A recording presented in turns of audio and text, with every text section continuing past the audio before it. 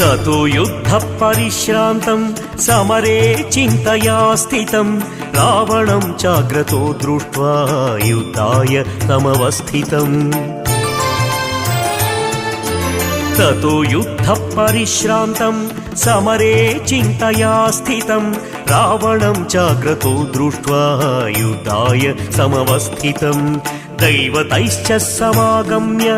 द्रष्टमभ्यागतो रणम् उपागम्य ब्रवीद्रामम् अगस्त्यो भगवान् ऋषिः